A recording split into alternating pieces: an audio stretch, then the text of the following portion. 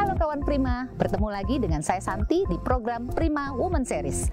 Tokoh inspiratif kita di episode kali ini adalah seorang wanita luar biasa yang mempunyai segudang pengalaman dan karir cemerlang di bidang jasa keuangan dan perbankan. Beliau juga pernah menjabat sebagai Direktur Pengawasan Internal Komisi Pemberantasan Korupsi atau KPK. Dan kini beliau berkarir di Indonesia Exim Bank dan memberikan perhatian yang begitu besar terhadap UMKM dalam negeri. Siapa beliau? Ibu Chesna Anwar.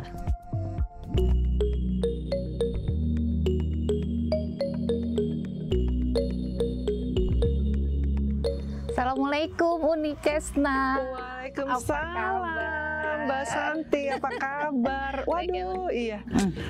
Terima kasih sudah datang. Aku bawain brownies. Waduh, brownies panggang. Waduh, ini yang lagi in banget nih sekarang. Ya, itu dia, makanya bawain biar Uni juga cobain, sama Uni kasih sedikit masukan-masukan. Boleh, aduh buat ini UMKM kita. Satu, packagingnya keren banget, ya. Yang kedua, dia dalam satu kotak ini berbagai ragam. Nggak sabar untuk mencicipinya sebenarnya. Ada aneka rasa. Ada aneka rasa ya. Iya. Keren ini kayaknya kita bisa bina nih untuk bagaimana caranya untuk dibuka pasar untuk ekspor dan menjadi global exporter. Menarik banget, pengen ngobrol dong. Iya, ayo dong kita ngobrol yuk. Iya. Ini kayaknya topik yang sangat tepat sekali ya Mbak Santi, yang untuk saya rasa untuk diangkat ya, karena kalau dilihat ya, UMKM ini bisa membantu untuk mendongkrak ekonomi Indonesia. Kenapa? UMKM itu populasinya itu kira-kira hampir 70 juta di Indonesia sendiri, dan 53% itu wanita. Nah, jadi kalau saya bilang kita ini harus membantu bagaimana UMKM ini bisa mencapai satu standar sehingga tidak hanya menjual di domestic market tapi menjual juga di international. Bagaimana Indonesia itu bisa dikenal dengan berbagai ragam makanannya, kayak kalau kita ke Thailand ya, dengan misalnya ketan mangganya yang antri-antri di airport, kita lebih banyak lagi variasinya. Dan berbagai kementerian, berbagai lembaga itu kita memiliki fasilitas untuk membina UMKM ini. Oke. Jadi ternyata besar sekali ya Bu? Oh besar, hampir 70 juta. 70 juta dan mayoritasnya memang perempuan. Lebih dari 50% itu perempuan. Dan kita sesama perempuan ini kita harus saling bantu-membantu sebenarnya. Dan Ibu Chesna juga tadi di lembaga pembiayaan ekspor Indonesia juga membina para UMKM supaya mereka bisa siap go internasional. Dan nggak kalah tadi dengan Thailand. Betul, tidak kalah sama sekali. Mungkin saya kasih contoh kali ya. Emang kalau dilihat dari datanya, yang paling besar potensi untuk diekspor itu adalah makanan dan minumannya.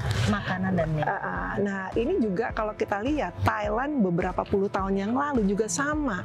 Tapi kalau kita lihat Thailand sekarang itu, makanan Thailand itu kita sudah mengenal di seluruh dunia.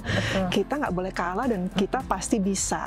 Saya kasih contoh, kemarin waktu pameran di Trade Export Indonesia, itu ada satu ibu-ibu, dia bikin bawang goreng sebelum pandemi dan sesudah pandemi, itu ekspornya itu malah ningkat. Bawang goreng. Kita semua dan itu diekspor ke Amerika, diekspor ke Eropa. Nah, jadi dari packagingnya dibina, dari marketnya juga kita tuntun untuk bagaimana dan siapa aja buyer yang akan membeli itu. Dan kemarin juga saya melihat di JWL juga banyak sekali potensi-potensi barang yang bisa dibina sehingga itu bisa menjadi barang yang diekspor, kayak jewelry. Makanya saya sebenarnya punya buku nih, Kisah Perhiasan Nusantara. Ini favorit buku saya, dan saya lihat di JWL itu ada yang jual jewelry dan keren-keren. Kita bisa buka market di Middle East dan sebagainya. Itu kita bisa tuntun dan kita bisa benar-benar membuka marketnya. Kita bisa mengajarkan mereka untuk membuka account di marketplace-nya, kayak Alibaba, kayak Amazon, kayak eBay dan sebagainya. Dan kita kita ini sebenarnya special mission vehicle-nya Kementerian Keuangan. Kementerian Keuangan. Kita ada undang-undang sendiri. Kita ada 4 mandat: pembiayaan, penjaminan, asuransi, dan jasa konsultasi. Poinnya penting banget ya, Mbak Santi. Kuncinya itu adalah kolaborasi. Kita nggak bisa tuh kerja sendiri, itu kita nggak bisa. Nggak mungkin. Bayangin ada berapa populasi Indonesia dari Sabang sampai Merauke. Gimana caranya kita kerjasama dengan kementerian, lembaga lain, asosiasi, komunitas kayak JWL. Arisan, ibu-ibu apa kan? Iya. Iya, tadi kan karena pelakunya banyak perempuan kan, pelaku UMKM dan ibu-ibu menjadi target market juga sebagai pelaku maupun sebagai usernya juga gitu ya. Nanti kita ajarin warna, kita ajarin stylenya dan sebagainya. Mungkin saya kasih satu contoh, ada satu UMKM yang dia itu membuat T-set itu dari kaleng bekas kulkas. Kaleng bekas kulkas. Jadi waktu pertama kali dibina oleh kita di education center kita, itu waktu itu bayarnya itu dari Australia. Di situ kita kasih masukan kalau Australia ini warnanya harus dirubah dan sebagainya. Akhirnya dengan keterbukaan UMKM tersebut merubah dan akhirnya sampai sekarang itu 2018 ya. Sampai sekarang itu bayarnya itu masih tiap tahun itu pasti order. Sekarang beliau itu mendapat orderan dari kerajaan di Malaysia. Kalau Lebaran, kalau Chinese New Year, dan mereka minta motif-motif yang sesuai dengan occasion-nya. Nah, sebagai UMKM kita harus membuka diri untuk mengerti buyer itu maunya apa. Dan kita nggak boleh takut untuk bermimpi.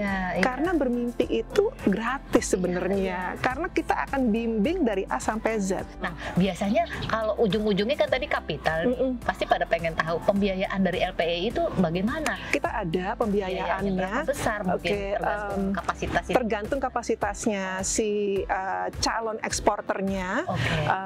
Mungkin kita bisa, ada yang cuman minta mungkin 100 juta, ada yang minta mungkin 250 juta, tergantung semuanya. Tapi sebelum itu kita ngajarkan mereka untuk bikin laporan keuangan. Jadi manajemen keuangan itu yang paling penting. Paling penting. Kita ajarkan juga mereka untuk financial digital juga. Financial digital.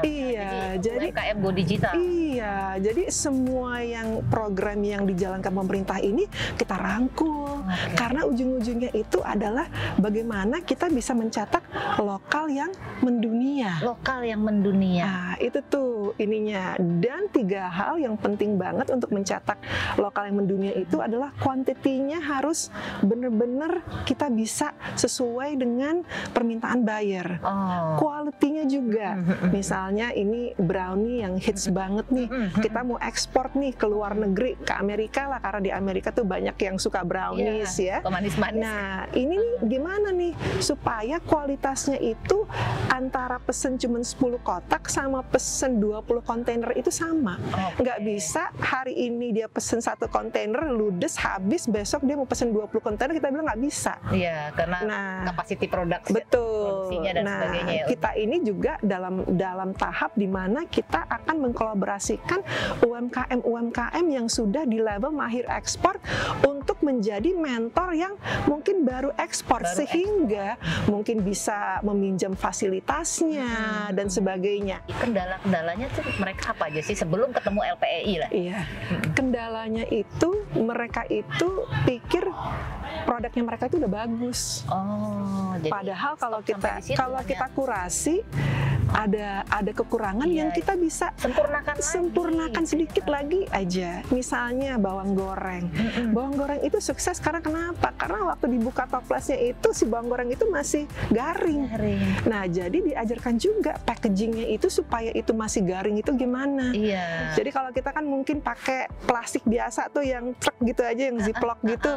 Nanti kita buka tapi waktu kita tutup lagi dia udah nggak garing lagi. Nah, hal-hal kayak gitu kita harus ajarin mereka, packagingnya, warna dari packagingnya sendiri dan sebagainya, itu kita akan ajarkan. Karena antara Singapura, antara Amerika, antara Jepang sama Middle East itu beda tuh warna-warnanya dan packagingnya. Bu Jesna, ngobrol sedikit nih. Boleh. Kemarin nih kan di anak-anak muda lah lagi ngetren, lagi banyak pembahasan mengenai work-life balance. Iya. Nah, kalau lihat kesibukan Ibu Chesna yang luar biasa, karirnya Ibu dan sebagainya, kesibukannya Ibu, hobinya Ibu dan sebagainya, itu kita melihat, pengen tahu juga dengar langsung bagaimana sih Ibu Chesna Anwar ini untuk bisa menyeimbangkan antara kehidupan mungkin pekerjaan, mungkin tanggung jawab sosial dan juga hobi, teman-teman dan sebagaimana keseimbangan hidupnya Ibu nih. Itu pertanyaan yang bagus banget sebenarnya. Nah, ini di lingkungan saya. Nah, saya nih bikin nih sama teman-teman dan akan di launch nih Desember tahun ini rumah baca. Rumah baca. Iya. Inilah lokasinya. Jadi namanya Rumah Baca Ar-Rahman karena di sini juga ada berbagai fasilitas. Tapi di sini kita mencoba untuk mengumpulkan buku-buku bukan hanya untuk anak-anak tapi untuk orang tua juga. Karena kita juga mau orang tua itu juga bisa senang untuk membaca sehingga anak-anaknya juga melihat role modelnya, kebiasaannya menular kepada anak. Ayo kita masuk ke rumah baca, Mbak Santi. Oke. Kalau misalnya teman-teman yang masih muda nih dapat kesempatan satu lift dengan Ibu Menteri, kira-kira apa yang mau dibicarakan? Kalau dilihat dari karir saya, dari bank asing, habis itu bisa ke bank lokal sebentar, habis itu bisa ke KPK, ke bank asing lagi, nah sekarang ini di lembaga.